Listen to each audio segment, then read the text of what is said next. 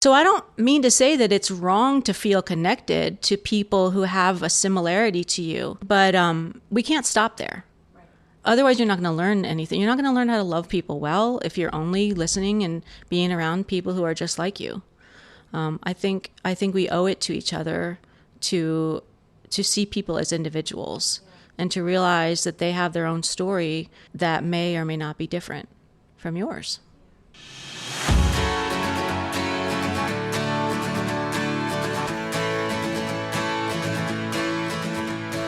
Hi, hello, and welcome to the Lives I've Lived podcast. This is episode 4 with Jennifer Oller, and I'm so excited to share this. When I walked away from this conversation, my heart felt so full. It was such a rich, vulnerable, and I think important conversation to have.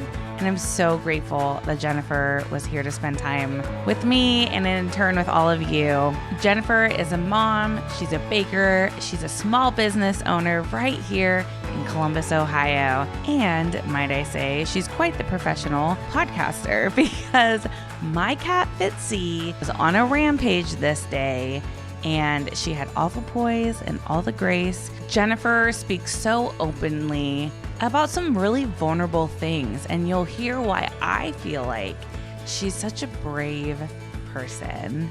I hope you enjoy this conversation as much as I did. Here's Jennifer Oller.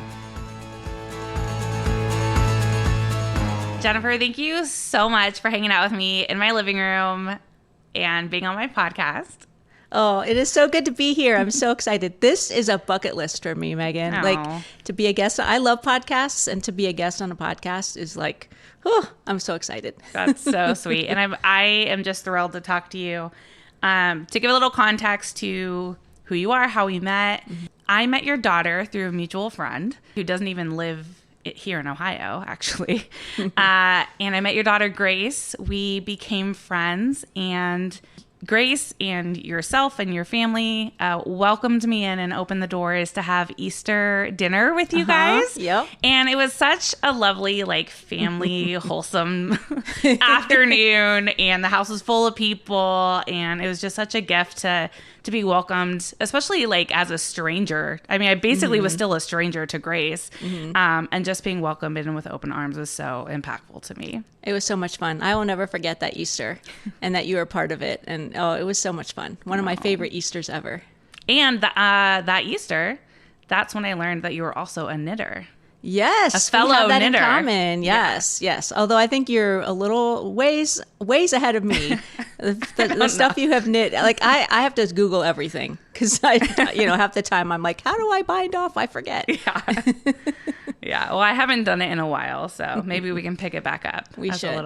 Definitely. A little side hobby. Jennifer, can you give us a little snapshot, a little picture of what your life looks like today? Sure. I live in Columbus, and we have been here for 6 years now. My husband and I moved here right about the time we were starting to become empty nesters. And so I think that's probably the best description of me. Plus, I'm a baker. That's what I do for my job. And I have spent a lot of years as a mom. I mean, my defining role was motherhood, which I loved. But now being in Columbus with grown kids who are all over the country, I think it has been definitely a new chapter in my life. I feel like even though I'm 6 years in, I'm still kind of feeling my way through what all of that looks like. But I love my life. I have a great life. I have a great husband. I'm really, really fortunate to have a partner who is wonderful. And we've had our struggles, but we're in a really good place right now. He says it's because we don't have kids in the house anymore. So I think I miss them more than he does. But don't tell him I said that. I definitely won't. So looking back on your life, how many like little lives within this one big, beautiful life that you have, how many lives do you feel like you've lived? Oh my goodness. That is such a good question. I guess it depends on how narrowly you want to break it down. But I mean, I could count my childhood. I can count early childhood versus later childhood. I mean, if we really break it down, I would say at least half a dozen. Wow. At least. Yeah. Yeah. One of the first things I want to talk about with you is that you, similar to myself, are a transplant here to Ohio. You grew up in New York. Yep. Can you tell me a little bit about that? Yeah, I grew up in a beautiful part of New York State, the Hudson Valley, right near the Hudson River. I took the scenery for granted. I really did. It's whenever I get to go back, which is not often. I don't have family there anymore, unfortunately. At least not close to where I grew up. But it's a really beautiful part of the country. We lived in a small town. I know everyone thinks of New York as just the city. The city, yeah. But we lived in a small town about an hour and a half north of New York City. So we were able to go maybe once or twice a year, go to the museums and just see different things, and which was fun. I really enjoyed it. At this time, Fitzy, my little kitty Fitzy is saying hello to you. Yes, he is. He's on my lap. He wants to be on the podcast. You can push him off if you need to. There he goes. So you had a lot of family there, but they don't live there anymore. No. So I spent my whole childhood in New York and moved away to come here to Ohio to go to college.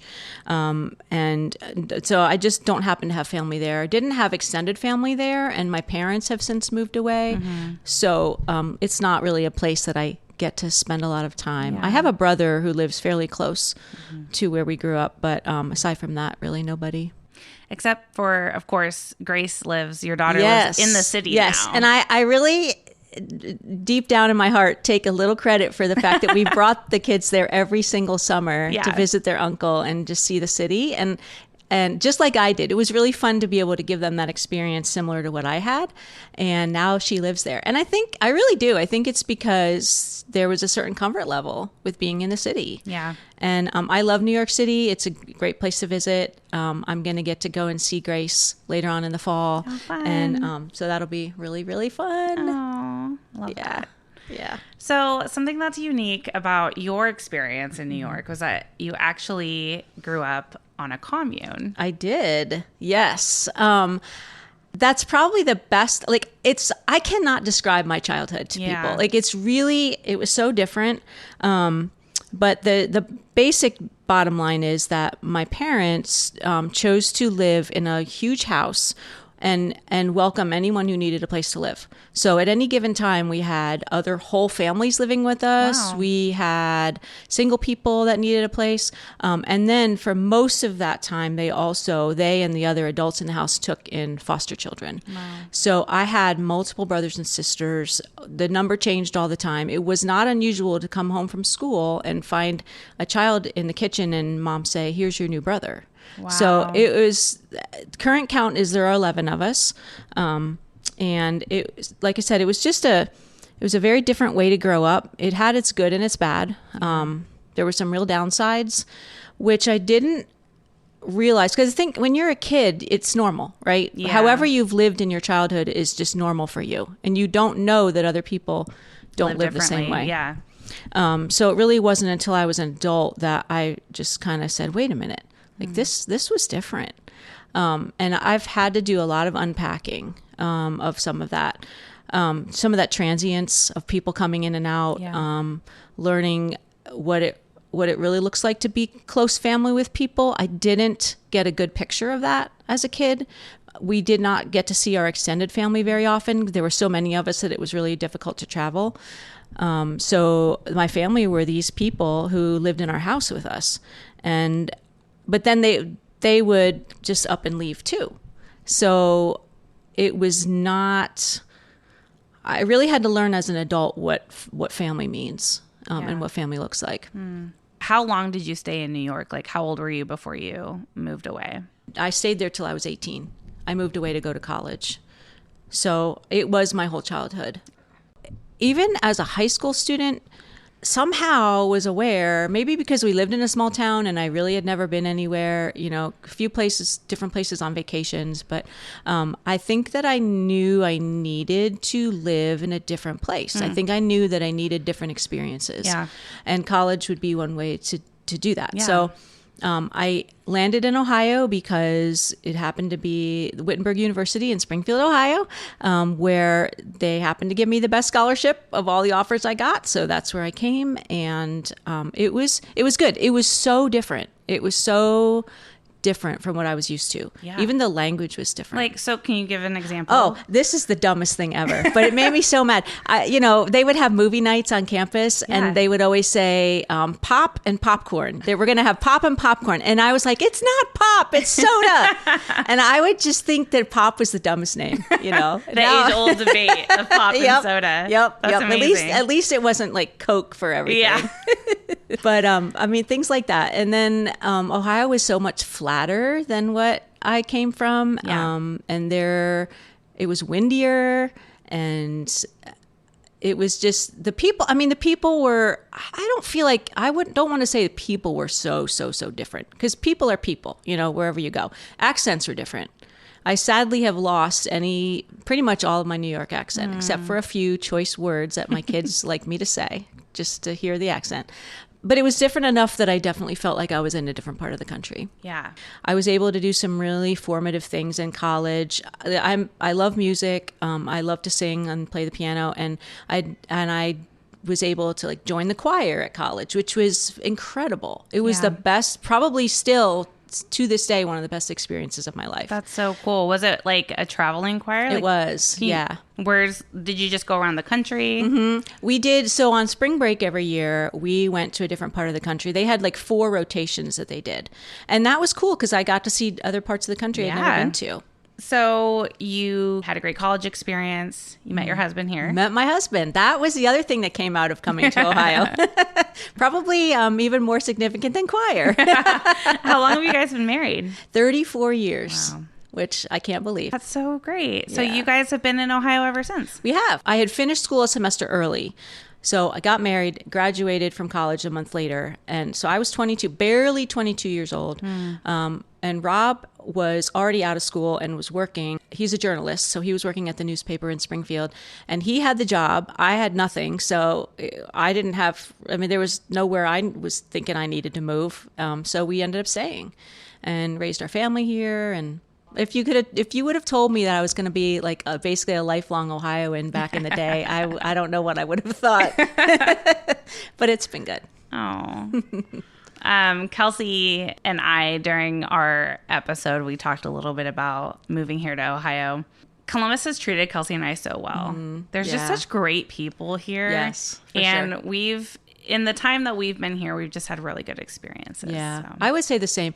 And, I might be jumping ahead here, but we were in the Springfield area until 2018, and when we moved here to Columbus, and it was a night and day move. We were living in the country there, and it was just a very different place. And so moving to the city, I wasn't sure how it would go. I wasn't sure. I've been to Columbus plenty of times, and it wasn't even a far geographic move, but it was so far in terms of culture, and we've had a great experience, and it's been wonderful. Columbus is a wonderful city. I love it. There's so much here. It's like a little big town or a big little town or whatever. Absolutely.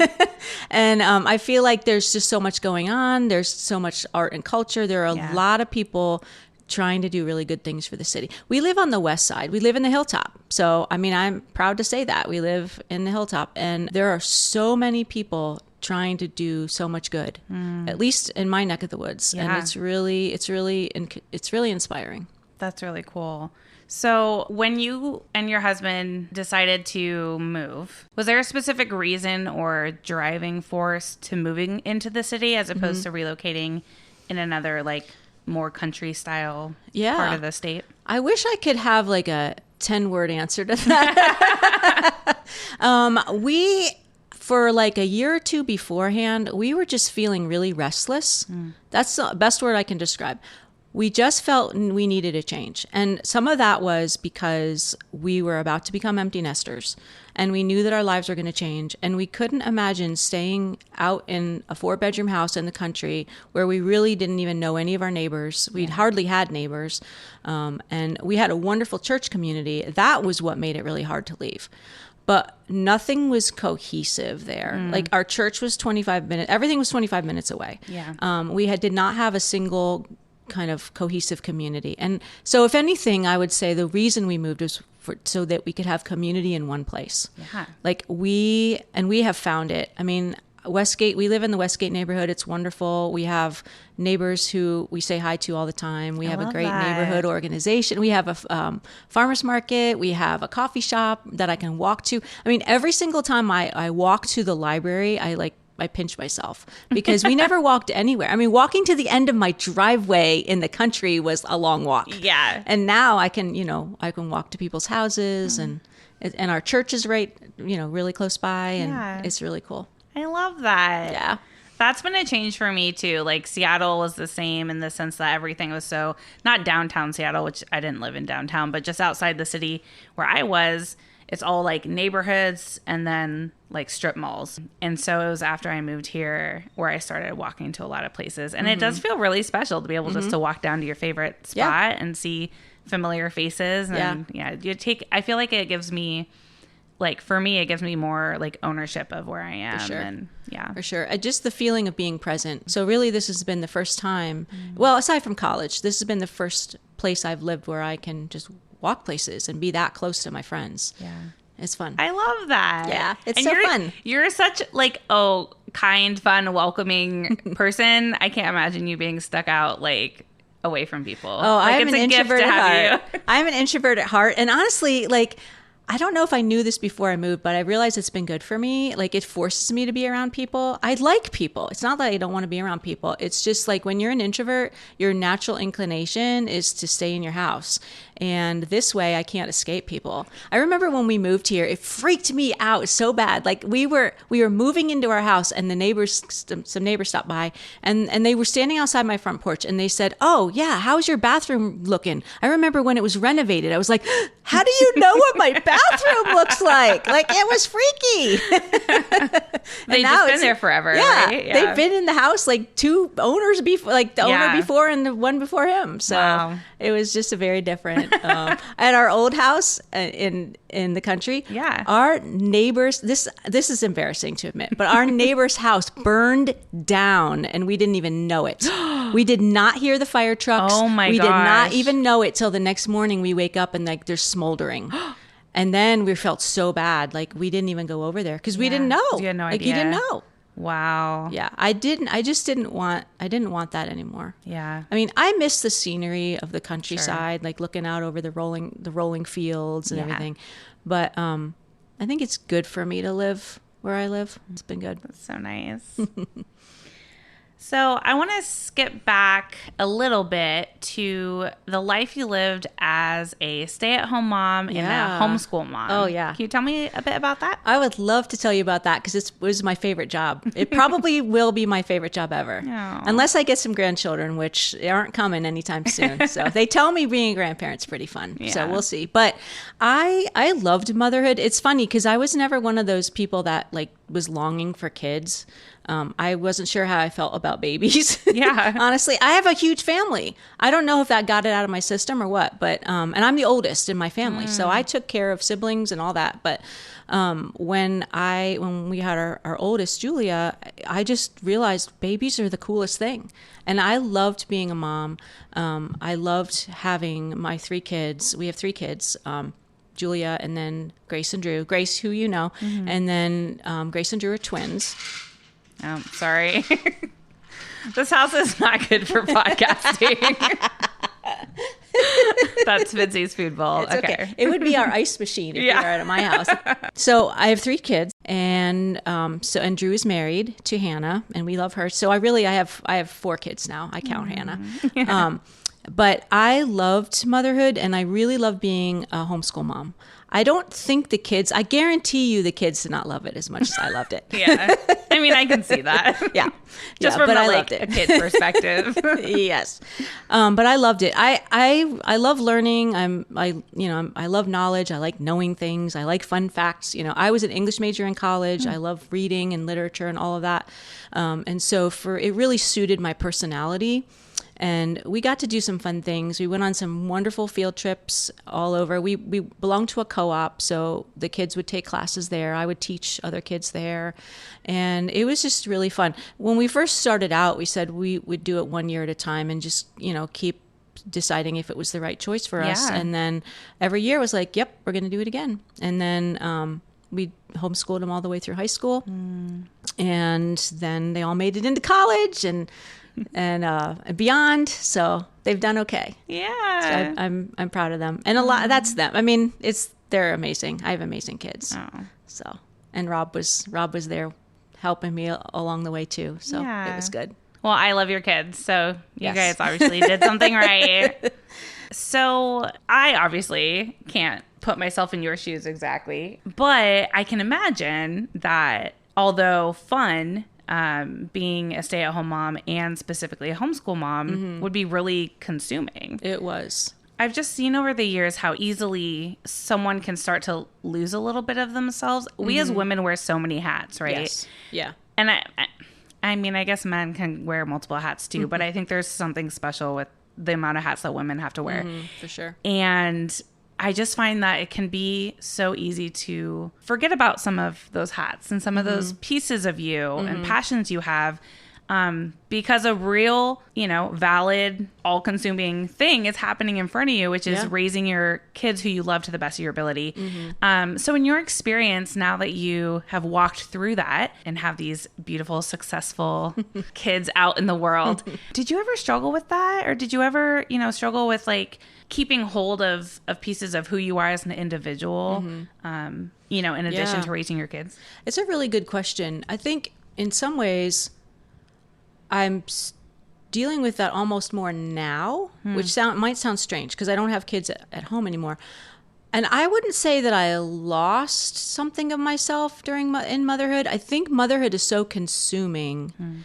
And I think probably homeschooling is so consuming. So you put them together and it's like all I did. Yeah. But I did like it. And if I hadn't liked it, I wouldn't have done it. And if anybody is thinking about homeschooling, don't do it if you don't want to do it. It's not going to go well. Yeah. I am one who is in favor of all school choice. I think we need all the choices. I think we need good public schools. I think we need good private schools. I think we need good homeschooling. I'm all for all of the choices. I think one of the reasons why we wear a lot of hats is because there's so many expectations placed on us, whether that be culture or whether that be we place them on ourselves. I think there's just a lot there to untangle. And I did place a lot of expectations on myself. I've always been part of churches. My faith is a very important part of my life. I got lost. If I got lost anywhere, it wasn't so much in my motherhood, because I was able to do motherhood the way I needed to do it and the way that it worked for me. If I got lost anywhere, it was in expectations from church. A lot of what people would call biblical expectations, which as I've kind of tried to dig into that a little bit, realizing it's not really biblical. It's just the way people have defined it. And so asking myself, what do I believe, about who God made me to be? That's been a really important question, especially as I've come out of motherhood. Because you're right, one thing that has happened is it was so consuming that I didn't have time to think about anything else. Right. And when the twins were, I don't know, Julia was in college, twins were like sophomores in high school or so, I went into therapy. One of the several rounds I've had in my lifetime, went into therapy because I thought to myself, I am about to be an empty nester and I do not know what I'm going to do with myself. And I need someone to help me figure it out.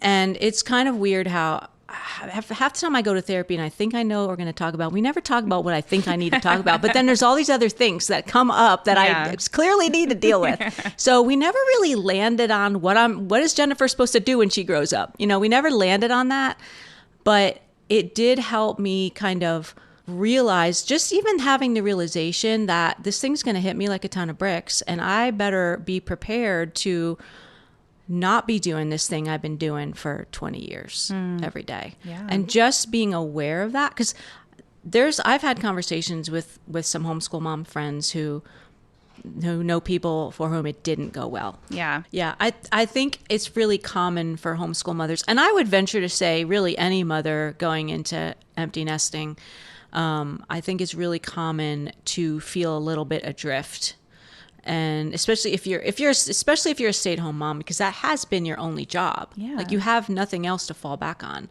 And there's a lot of questions like, financially even, a lot of women need to go start working, but they probably haven't been in the workforce in decades. Yeah. So then, like, what are you qualified for? What do you even want to do? What does it look like to get back out there? Like, how do you even make a resume? It's just a lot of things that you don't have to really consider until you hit that stage.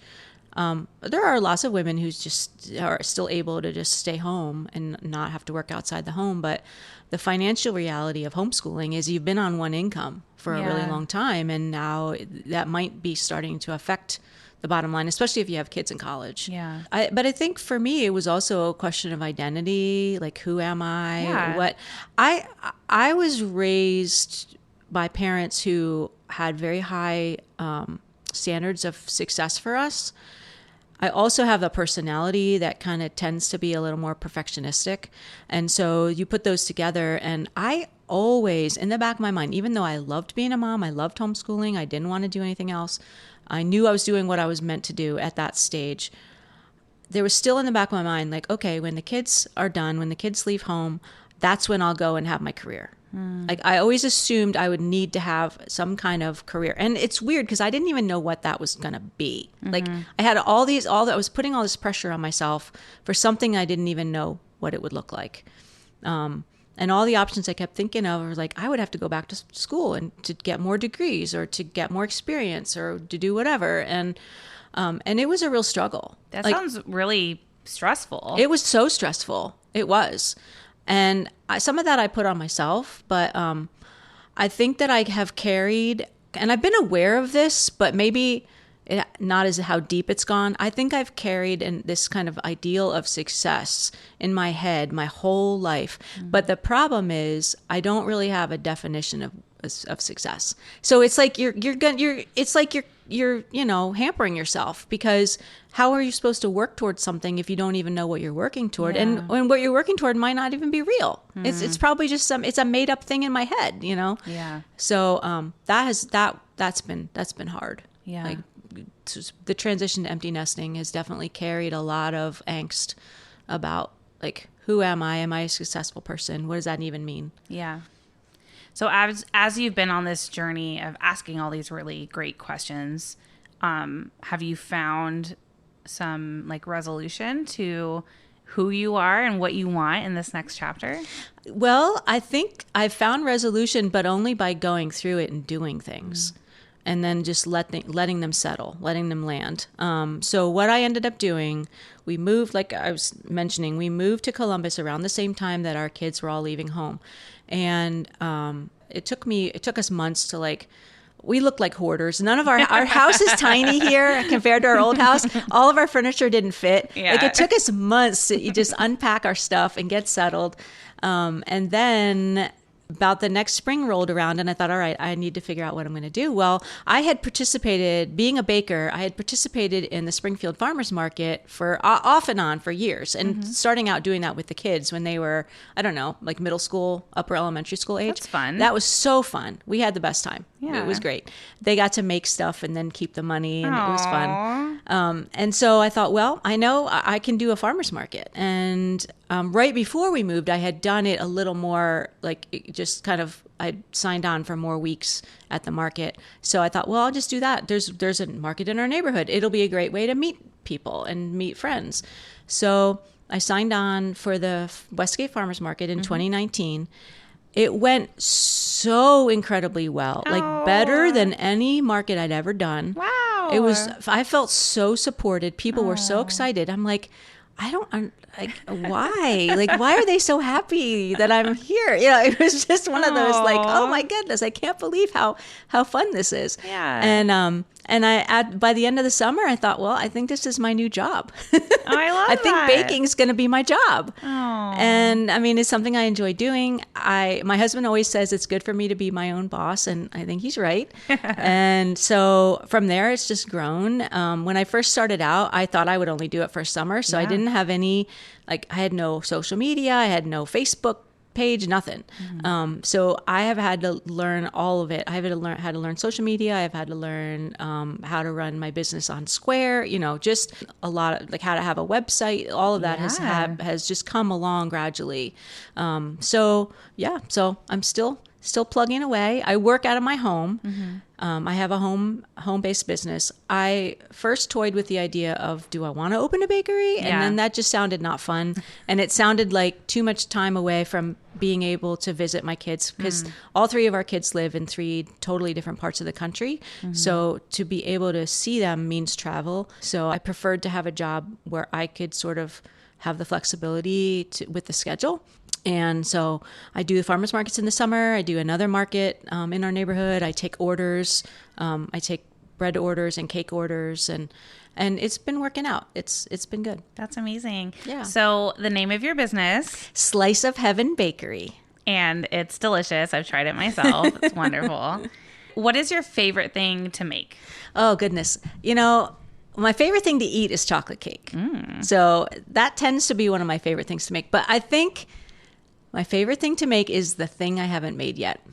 Okay. Whatever the thing is that I have not made. I love baking challenges, and I like to figure out how things work in the kitchen. I love the science of baking, and so I will decide. And a lot of my recipes that I've developed have come about because I will think I want to make a really good chocolate cake or vanilla cake or frosting. Last summer, I was obsessed with frosting. Okay. Because most frosting's disgusting. I mean, let's face it. That's true, actually. And so I spent the entire summer working on frosting, and I just kept working at it and doing it until I got it down to where I wanted it to be. And it wasn't disgusting. Yeah, that's amazing. So, and last summer, my favorite was frosting. This summer, I don't know. Oh, I've been working on a new chocolate chip cookie recipe. I have an amazing chocolate chip cookie, and I'm not messing with that at all. But I've been working on a different kind of chocolate chip cookie. Yeah. And so that's currently. And for the fall, I don't know. I need to expand my pumpkin repertoire. Okay. So we may be looking at some more pumpkin. That's exciting. Love that. Well, and it's interesting, you mentioned that you enjoy whatever the next thing is and baking challenges. You have a really cool thing on your social media right now of you going through these vintage recipes and then walking through baking from these vintage recipes. Yeah. Where did you get those from? Oh my goodness. I love it. I sort of like to collect recipes, and it kind of started, it's been a couple years back now. I was at a garage sale of all places, and there was this old vintage recipe box, like huge, like 4 times bigger than a normal recipe box. And you could tell it was handmade. The thing was stuffed with recipes. And I'm like, why is this in this garage sale? And the guy that was running the sale said, it was his mother that had passed away. He said, nobody wants the recipes. It broke my heart. I couldn't stand it. I'm like, I don't even know this one. I don't even know her name, but somebody needs to rescue these recipes, because I know we all get recipes online. I get recipes online. I mean, that's the first place I look, but there is something really special about recipes that somebody cut out of a newspaper or a magazine, 40 years ago, or they wrote it down from their Aunt Mabel or something. Right. And, those are the things. If you can have something in somebody's handwriting, to me, it's so personal, and you can tell who the cooks are. Because the recipes are totally spattered with stuff. Yeah. And they've got notes on them. And my grandmother actually was one. My grandmother was a great baker, and I have a bunch of her recipes. And next time I go back to visit my family, I'm planning on stealing more, so don't tell them. Because I don't have all of hers. I want more of them. But sweet. She would write little notes in the margins. And it's just so sweet. Yeah. But a lot of vintage cakes are not very good. Some of them are amazing. Like the ones that everybody has a family thing that that their grandmother made that's wonderful.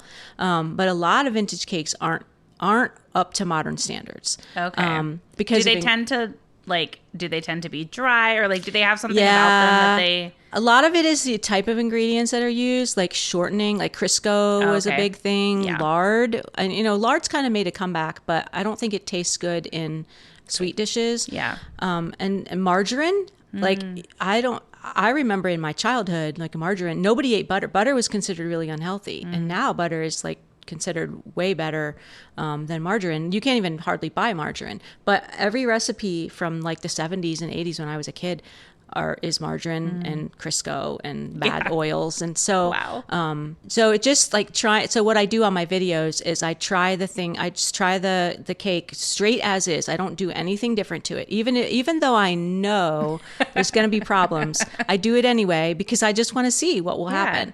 And so I've done some from my grandma's box. I've done some from this lady, the mystery lady at the garage sales box. I bought one on eBay one time, just somebody's box. So I think like, I don't have all that many of them, but it's something I keep my eye out for. Yeah. Does it like transport you? Do you feel like you kind of stepped back in time and are like a little bit? And some of them are amazing. Like I don't mean to like disrespect all the old cakes. Some of them are amazing, but I think and I think having made so many cakes now, I can look at a recipe and kind of get a sense of whether or not it's going to be a good one or not. Yeah. So it's just kind of been a fun thing. But cakes in general are my favorite thing. I make custom cakes. Everything's from scratch. The filling, frosting, all of it's from scratch. I decorate a lot with fresh flowers. Ooh. I really love like a simple, elegant look. Yeah. I don't do any fondant. I do buttercream. My current challenge that I need more practice that I keep wanting to work on is buttercream flowers made with an artist palette knife. So it's this really cool technique. I could geek out on this, but you take like these artist knives that artists use to put paint on canvases, but you use them to make buttercream flowers. So they're not like the old-fashioned buttercream. But what is funny to me right now is super trendy is vintage cake buttercream frosting techniques. So where you actually do take like the piping bag with the star-shaped tip and all the things, and you make like all the fancy piping that they did like 30 years ago. Yeah. But you do it in like specific patterns and specific colors, so it totally makes it like a modern. It's like style. It's like fashion. Yeah. Everything comes back around. It's just a little tweaked from how it used to be. Same thing with cake. That's so interesting. It's fun to like keep up with the trends. Oh, that is fun. I love that. Yeah. So we haven't even talked about everything that I want to talk with you about. You've already shared a couple things, and I know we're going to talk about a couple more. And I just see this theme. I hope that you see this as well, but I seriously see this such a strong theme of bravery in you. You shared about motherhood and kind of transitioning out of that into an empty nester. And you said that, you just kind of had to go through it and let things settle, let things be, and then learn from that. And I think that's a really brave thing to do because you want to no one wants to go through something that doesn't feel good. Yeah. And so sometimes people spin their wheels trying to never feel uncomfortable, but you knew that, okay, this might be uncomfortable, but we're just going to figure it out. Yeah. And now you've opened a successful small business here in Columbus on Hilltop. People love going to see you and getting your cakes and your goodies. And that is a really brave thing. Yeah. That's a really scary thing to do. Well, thank you for saying that. Yeah, it does. I don't feel like a brave person. I guess I don't know if I'm just stubborn or something. But yeah, a lot of times if I see the path, like I was saying, it takes me a really long time to like come to a decision, but once I see it, I'm like, that's it. Like that's what we're doing. I think I've always been comfortable with self-improvement, maybe to the point of a little too much navel gazing. I don't know. One of the harder periods of kind of realizing the reality of who I was and who I wanted to be was 4 years ago, in 2020. Yeah. When it was such a hard time and we're all going through COVID, we're all in our houses. Although as an introvert, I didn't mind being in my house. But, the summer of just so much unrest and racism. And one of the things I'd always kind of prided myself, and I use that word on purpose, I prided myself on being, not racist. I have a multicultural family. I have Black siblings. And I thought that automatically made me not racist. Yeah. And I discovered in 2020 that I still had some work to do. Wow. Just from just from hearing people's stories, confronting my own attitudes, trying to really listen. Like, I filled my Instagram account with Black influencers, just different people that I felt had good voices that I wanted to listen to, because I realized how little educated I was. It was really hard. Like, it was really hard to realize that. And I'm not done. Like, my work is not done. Like, I do not, unfortunately, I don't get to be around a lot of people of color. I want to change that. It's really difficult for me to know how, but I want to change that. But one thing I can do is educate myself. Yeah. And so I've worked at that. I think, as a white woman in America, I have a lot of privilege, even though I don't have as much privilege as men do, as white men do. That's a whole other topic for a whole other podcast. Yeah, for sure. Like, even if you look at the homeschooling, like, it's nothing but privilege to be able to live on a one income family, where I was able to stay home with my kids. And we struggled sometimes. Like, sometimes we did struggle, but we could always pay our bills. We didn't have a lot of extra, but we didn't suffer. Yeah. I know that's privilege now. And I don't think, if you had told me that like 15 years ago, I would have been like, what are you talking about? Yeah. So just things like that. I think I want to be an ally, but I feel like sometimes I don't know exactly what that means, but I want to be one. Mm-hmm. Maybe that's a good place to be or to start. I do feel more aware than I did 4 years ago. Yeah. But I still feel like I have work to do.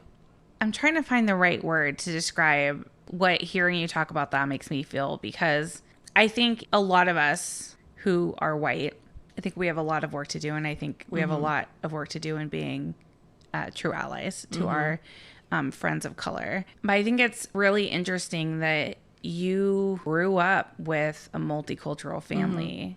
And something shook you in 2020 that opened your eyes to go, wait, even though I have these siblings that I loved and grew up with, that's not enough. And the fact that you not only thought it, but you sat with it and you decided, okay, that's a thing. What am I going to do about it? Yeah. That's a huge deal. Yeah. I don't know if you remember the whole debate with Black Lives Matter versus All Lives Matter. Yeah. I understand where people are coming from with both of those phrases. I understand why there are a lot of white people who get offended by Black Lives Matter instead of All Lives Matter. But the All Lives Matter mentality is how I grew up. The idea that everyone's equal, that everyone, and yes, technically we are all children of God, right? We're all created in God's image. That is absolutely true. But what so many people don't realize is they don't see the systemic racism that is baked in. Yeah. And unless you go looking for it as a white person, if you're a Black person, you feel it every day. Yeah. But unless you are a white person who goes looking, who chooses to see it, when you choose to take the blinders off, it's a choice. You have to decide, I've got blinders on. Like, enough people are all these, people of color are telling me I have blinders on. Am I going to listen to them or not? Right. Because you don't feel like you have blinders on. But I'm telling you what, once you take the blinders off, you can't unsee. I can't unsee it now. Yeah. I can't unsee it. So now I'm at a point where I'm like, what am I going to do about it? Yeah. So that's really powerful. I wrote something down that you shared with me before, that I thought was kind of the perfect thing to tell someone who rebutted with, well, all lives matter. All lives matter. So let's just, and you shared with me, ignoring who people are is never good. Yeah. Yeah. I said that to you? You said that. Wow. I wrote it down. It was good. That is good. Wow. Yeah. No, that's it though. You know, like being willing, and this is why I love your podcast so much. Like, hearing people's stories is so powerful. Letting people tell their stories is so powerful. Being willing to learn from each other is so powerful. And coming at that with a curious and open mind is so powerful. We shouldn't only be listening to the stories of people who are like us. Yeah. Because what are you going to learn from that? Right. I mean, I know there's an intrinsic attraction toward people who are like us. Like, last year, Rob and I got to go to England, which was, I'd never been. It was incredible. And my ancestry, a lot of my ancestry is English. And I felt so connected to that country and those people, like in a way I'd never, like it was, I could tell that I was responding in my DNA, if that even makes sense. Like my genes were like, yes, we're home, you know? And that's not a bad thing. Like that's really amazing, you know? And I would imagine it's probably the same for anybody who goes anywhere where their ancestry, where their family, you know, where their genes came from, you know? So I don't mean to say that it's wrong to feel connected to people who have a similarity to you, but we can't stop there. Right. Otherwise, you're not going to learn anything. You're not going to learn how to love people well if you're only listening and being around people who are just like you. I think we owe it to each other to see people as individuals and to realize that they have their own story that may or may not be different from yours. Yeah. That's so good. Something else about your life that you shared with me, and another connection that I see about you being brave, was you publicly shared the story of how you recently were diagnosed with autism. Yeah. Can you tell me about that? Yeah, and people are probably going, oh, it all makes sense now. I mean, that's kind of how I felt. But that was a whole thing. That was a whole journey. I have always felt like an outsider. You and I chatted about this, having both, you know, come from other places other than Columbus. But I knew for me that it was more, and I thought was because I grew up in this, you know, really quirky family, whatever. But I think my whole life I've always known there's something going on, and I never really put it together until a couple, like, I don't know, 2 or 3 years ago, having conversations with a friend about one of her kids, and like she was describing him, and I was like, wait a minute, I totally relate to this 8-year-old right now. Like, it's freaky. Like, some of the things he's struggling with, I struggle with. Whoa. And that was really what opened the door. And then having talked to one of my siblings, because we're convinced it's riddled. Our family is riddled. We're all neurospicy, as they say. I love that. Neurospicy. Neurospicy. That's good. And so I finally started to allow myself, see, so much of this in life is you let yourself finally see it. Man, it's like you can't progress until you allow the blinders to slip a little bit. You know, I didn't want to be autistic. I mean, the first time somebody suggested it to me, I was really offended. Yeah. And it took me probably 2 years of sort of sitting with it. But then last year I had some health issues and things were kind of spiraling for me, and a lot was going on. And I thought something's going on here.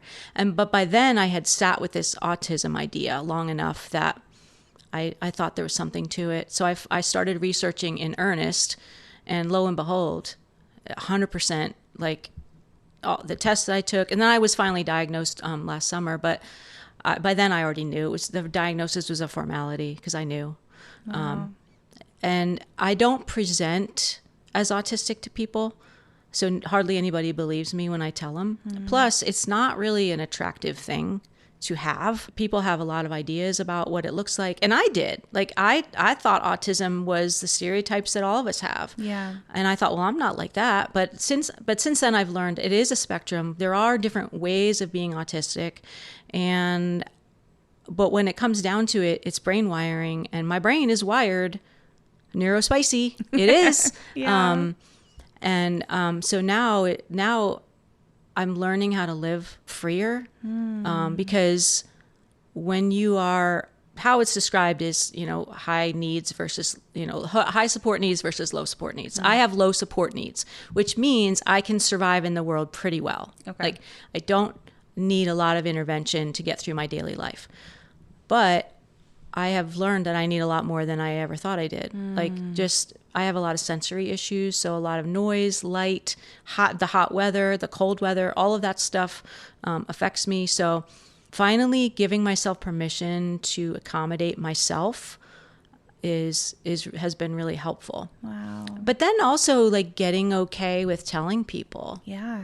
I heard a statistic. I don't know if this is true. It feels true that women in my age group, like middle-aged women, like in their 40s and 50s, are the fastest diagnosed group of autistic people. Because it went so undiagnosed for so long. Like when I was a kid, there was no such thing as autism. Like I'd never heard of it. But you look back now and go, oh my goodness, I can think of, kids who I knew who are autistic. Yeah. And, there is kind of a joke that like you look at like the perfectionistic girls who got straight A's and were quiet and good and never, hardly made a peep in the classroom, and now they're all autistic. And it's pretty true. Like there is an element, not everyone, but there's an element, there's a definite profile for people like me. And it still feels recent. It's been, a little over a year since I got the diagnosis, but I'm still learning what it looks like. And I'm still learning how to be honest with people. And like, for example, if I'm out in a restaurant and it's super loud, like I am feeling comfortable to put my earplugs in. I have these little tiny earplugs. You can't even tell they're in, but there's something about that action of like, okay, I need my earplugs right now. I'm going to try and do this and hopefully no one will notice because God forbid, whatever. But I've gone from like not having any earplugs at all to now I'm going to have them, but maybe I'll only use them if I can put them in when no one's looking, to now I'm like, hey, you mind if I'm sticking my earplug in now, this is what I'm doing. I'm just letting you know I'm putting in my earplug. Wow. So it's been that kind of journey for me, like just to be more open with it. Wow. That's amazing. Thanks for sharing that. Yeah. The kids have been great with it. Yeah. Telling them they were so supportive, which I knew they would be. But part of me wants to ask them, all right, now that you can look back and go, man, a lot of things about mom make sense. That's so funny. Why we never left the house. Oh. Jennifer, if you could go back and spend like 48 hours in one of your past lives, which one would it be? Oh, wow. I would go back to Friday mornings when the kids were, I don't know, early high school, when they were all still at home, like early high school, middle school age, to our Friday morning discussions.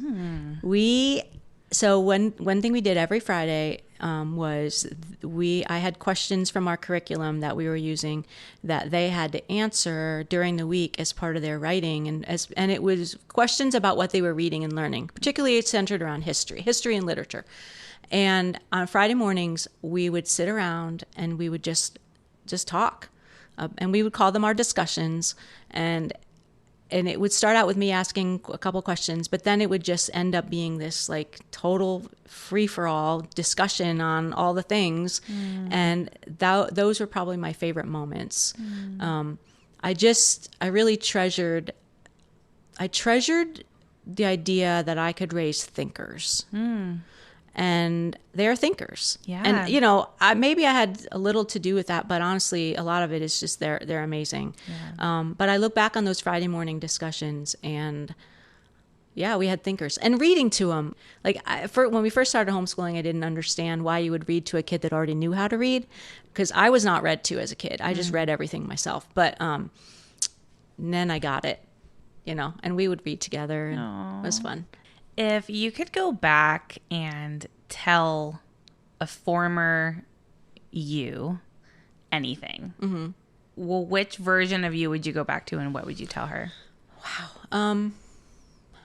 I know it's a tough one. I think any young version, probably, honestly, anything pre 10 years ago, and say it is okay for you to have needs and to express them to people, and to do what you need for what is going to help you be healthy and happy. Yeah.